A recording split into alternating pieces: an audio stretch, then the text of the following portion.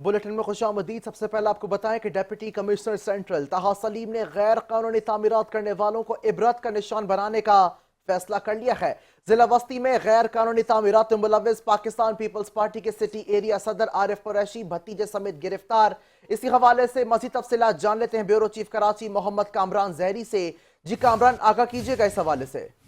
अभी देखें, ये एक बहुत बड़ी अहम तरीन ब्रेकिंग न्यूज है, खास तौर पे उन लोगों की तरफ से जिनकी तरफ से ये झूठा और मनफी प्रोपेगेंडा और बयानिया सोशल मीडिया पे किया जा रहा था कि जिला बस्ती के अंदर जारी जो गैर कानूनी तामीरात में मुलविस अफसरान और जो अफराद के खिलाफ ऑपरेशन किया जा रहा है, वो सिर्फ उन लोगों के खिलाफ किया जा रहा है जो कमजोर हैं या उनको जो है पैसों के एवज, रिश्वत के एवज लेने के चक्कर में उनको जो है बेवकूफ बनाने का किया जाता है। लेकिन अब director general Sindh building control authority, deputy commissioner central Taha Saleem और इसके अलावा एसएसपी सेंट्रल जिशान सिद्दीकी ने उन सब के बयानिए को बिल्कुल एक तरफा करके उसको बिल्कुल खत्म कर दिया गया है, क्योंकि अभी इस आने वाली इतलात के मुताबिक जिला बस्ती में गैर कानूनी तामीरात की सरपरस्ती के अंदर जराये के मुताबिक पीपल्स पार्टी के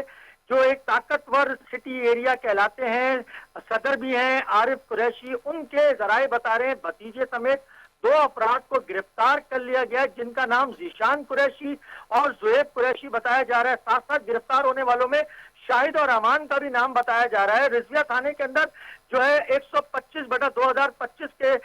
नंबर से इनका जो है मुकदमा दर्ज कर लिया गया है और इस